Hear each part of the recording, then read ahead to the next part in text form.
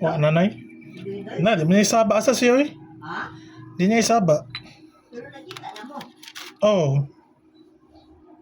Bisita mo na siya dito. Kasi na ito. Sa akon, nasa siyang uyab nay? Sige ba? Kita niya ata. Ay, trabaho ni Alma.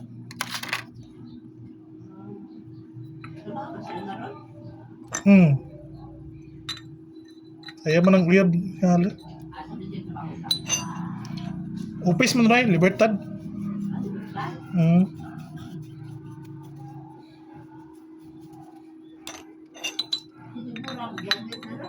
Diyan ay? Oh, phone. Bingay na lang. Katong doy-doy, wala pa po ito. Mutong bata eh.